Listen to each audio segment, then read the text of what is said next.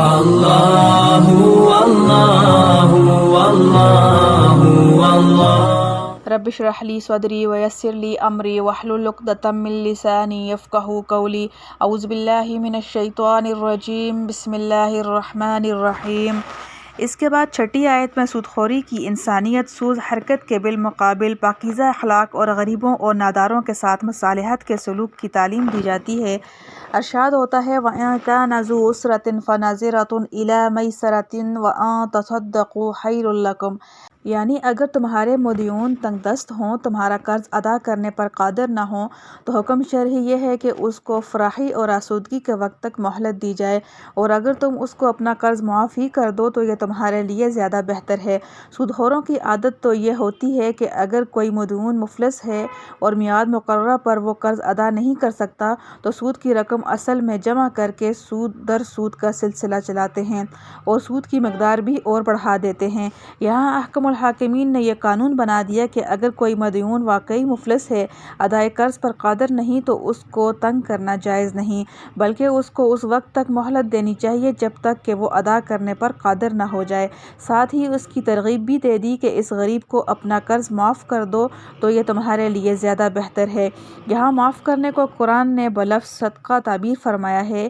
جس میں اشارہ ہے کہ یہ معافی تمہارے لیے بحکم صدقہ ہو کر موجب ثواب عظیم ہوگی۔ نیز یہ جو فرمایا کہ معاف کر دینا تمہارے لیے زیادہ بہتر ہے، حالانکہ بظاہر تو ان کے لیے نقصان کا سبب ہے کہ سود کو چھوڑا ہی تھا کہ اصل رأس المال بھی گیا، مگر قرآن نے اس کو بہتر فرمایا۔ اس کی دو وجہ ہیں۔ اول تو یہ کہ یہ بہتری اس دنیا کی چند روزہ زندگی کے بعد مشاہدہ میں آ جائے گی، جبکہ اس حقیر مال کے بدلہ میں جنت کی دائمی نعمتیں اس کو ملیں گی۔ دوسرے شاید اس میں اس طرف بھی اشارہ ہو کہ دنیا میں بھی تمہیں اس عمل کی بہتری کا مشاہدہ ہو جائے گا کہ تمہارے مال میں برکت ہوگی۔ برکت کی حقیقت یہ ہے کہ تھوڑے مال میں کام بہت نکل جائیں۔ یہ ضروری نہیں کہ مال کی مقدار یا تعداد بڑھ جائے۔ سو یہ مشاہدہ ہے کہ صدقہ خیرات کرنے والوں کے مال میں بے شمار برکت ہوتی ہے۔ ان کے تھوڑے مال سے اتنا کام نکل جاتے ہیں کہ حرام مال والوں کے بڑے بڑے اموال سے وہ کام نہیں نکلتے، اور جس مال میں بے برکتی ہوتی ہے اس کا یہ حال ہوتا ہے کہ جس مقصد کے لیے خرچ کرتا ہے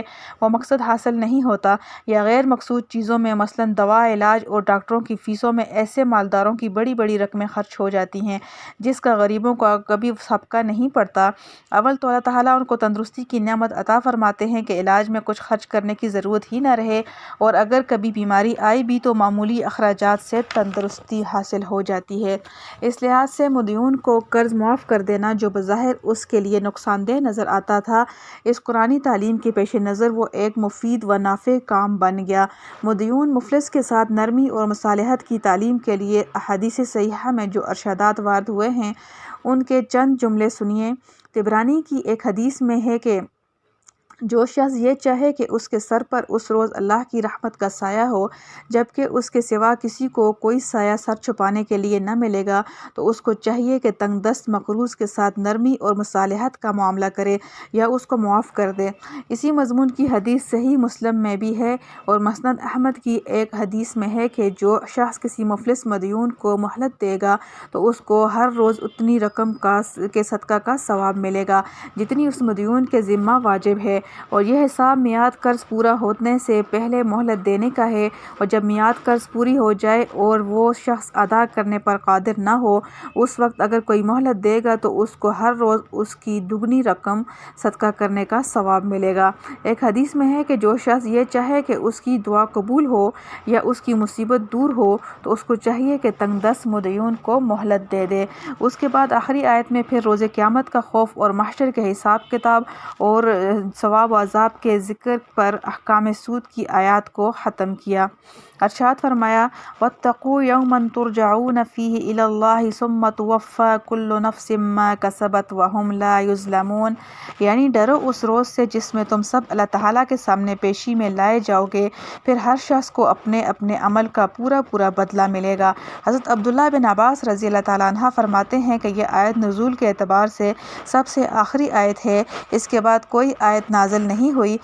اس کے 31 روز بعد حضرت صلی اللہ علیہ وسلم کی وفات ہو گئی، اور بعض روایات میں صرف 9 دن بعد وفات ہونا مذکور ہے۔ یہاں تک ربا کے احکام سے متعلقہ سورہ بقرہ کی آیات کی تفسیر آئی ہے۔ ربا کی حرمت و ممانعت پر قرآن کریم میں سورہ بقرہ میں مذکورہ 7 آیتیں اور سورہ آل عمران میں 1 آیت اور سورہ نساء میں 2 آیتیں آئی ہیں، اور 1 آیت سورہ روم میں بھی ہے، جس کی تفسیر میں اختلاف ہے۔ بعض حضرات نے اس کو بھی سود بیاج کے مفہوم پر محمول کیا ہے، بعض نے دوسری تفسیر بیان کی ہے۔ اس طرح قرآن کریم کی 10 آیتیں ہیں جن میں سود و ربا کے احکام مذکور ہیں۔ سود کی پوری حقیقت بتلانے سے پہلے مناسب معلوم ہوتا ہے کہ ان باقی آیات کا ترجمہ و تفسیر بھی اس جگہ لکھ دی جائے جو سورہ آل عمران اور سورہ نساء اور سورہ روم میں آئی ہیں، تاکہ تمام آیات یکجا ہو کر ربا کی حقیقت سمجھنے میں آسانی ہو۔ آل عمران کی 13ویں رکوع میں 130ویں آیت یہ ہے: یا ایھا الذین آمنوا لا تأکلوا الربا اضعافا مضاعفۃ واتقوا اللہ لعلکم تفلحون،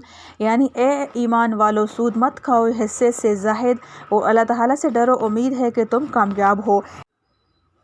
اس آیت کے نزول کا ایک خاص واقعہ ہے کہ جاہلیت عرب میں سود خوری کا عام طور پر یہ طریق تھا کہ خاص میعاد معین کر کے ادھار سود پر دیا جاتا تھا، اور جب وہ میعاد آ گئی اور قرض دار اس کی ادائیگی پر قادر نہ ہوا تو اس کو مزید مہلت اس شرط پر دی جاتی تھی کہ سود کی مقدار بڑھا دی جائے۔ اسی طرح دوسری میعاد پر بھی ادائیگی نہ ہوئی تو سود کی مقدار اور بڑھا دی۔ یہ واقعہ عام کتب تفسیر میں بالخصوص لباب النقول میں بروایت مجاہد رحمۃ اللہ علیہ مذکور ہے۔ جاہلیت عرب کی اس ملت کشی رسم کو مٹانے کے لیے یہ آیت نازل ہوئی، اسی لیے اس آیت میں اضعافا مضاعفۃ یعنی کئی حصے زائد فرما کر ان کے مروجہ طریقہ کی مذمت اور ملت کشی اور خود غرضی پر تنبیہ فرما کر اس کو حرام قرار دیا۔ اس کے معنی یہ نہیں کہ اضعاف و مضاعف نہ ہو تو حرام نہیں، کیونکہ سورہ بقرہ اور نساء میں مطلقاً ربا کی حرمت صاف صاف مذکور ہے، اضعاف مضاعف نہ ہو یا نہ ہو۔ اس کی مثال ایسی ہے جیسے قرآن کریم میں جا بجا فرمایا گیا ہے: لا تشتروا بآیاتی ثمنا قلیلا، یعنی میری آیتوں کے بدلہ میں تھوڑی سی قیمت مت لو۔ اس میں تھوڑی سی قیمت اس لیے فرمایا کہ آیات الہیہ کے بدلہ میں اگر اقلیم کی سلطنت بھی لے لے تو وہ تھوڑی ہی قیمت ہوگی۔ اس کے یہ معنی نہیں کہ قرآن کی آیات کے بدلے میں تھوڑی قیمت لینا تو حرام ہے اور زیادہ لینا جائز۔ اسی طرح اس آیت میں اضعاف و مضاعفہ کا لفظ اس کی شرمناک طریقہ پر فکر کرنے کے لیے لایا گیا، حرمت کی شرط نہیں۔ اور اگر سود کے مروجہ طریقوں پر غور کیا جائے تو یہ بھی کہا جا سکتا ہے کہ جب سود خوری کی عادت پڑ جائے تو پھر وہ سود تنہا سود ہی نہیں رہتا بلکہ لازماً اضعاف مضاعف ہو جاتا ہے، کیونکہ جو رقم سود سے حاصل ہو کر سود خور کے مال میں شامل ہوئی تو اب اس سود کی زائد رقم کو بھی سود پر چلائے گا تو سود مضاعف ہو جائے گا، اور یہی سلسلہ آگے چلا تو اضعافا مضاعفۃ ہو جائے گا۔ اسی طرح ہر سود اضعاف مضاعفہ بن کر رہے گا۔ اور سورہ نساء میں 2 آیتیں سود کے متعلق یہ ہیں: فَبِظُلْمٍ مِّنَ الَّذِينَ هَادُوا حَرَّمْنَا عَلَيْهِمْ طَيِّبَاتٍ أُحِلَّتْ لَهُمْ وَبِصَدِّهِمْ عَن سَبِيلِ اللَّهِ كَثِيرًا وَأَخْذِهِمُ الرِّبَا وَقَدْ نُهُوا عَنْهُ وَأَكْلِهِمْ أَمْوَالَ النَّاسِ بِالْبَاطِلِ وَأَعْتَدْنَا لِلْكَافِرِينَ مِنْهُمْ عَذَابًا أَلِيمًا، یعنی یہود کے انہی بڑے بڑے جرائم کے سبب ہم نے بہت سی پاکیزہ چیزیں جو ان کے لیے حلال تھیں ان پر حرام کر دیں، اور بسبب اس کے کہ وہ بہت آدمیوں کو رشد کی راہ سے مانع بن جاتے تھے، اور بسبب اس کے کہ وہ سود لیا کرتے تھے حالانکہ ان کو اس سے ممانعت کی گئی تھی، اور بسبب اس کے کہ وہ لوگوں کا مال ناحق طریقے سے کھا جاتے تھے، اور ہم نے ان لوگوں کے لیے جو ان میں کافر ہیں دردناک سزا کا سامان مقرر کر رکھا ہے۔ الحمدللہ حمدا کثیرا طیبا مبارکا فیہ کما یحب ربنا ویرضی۔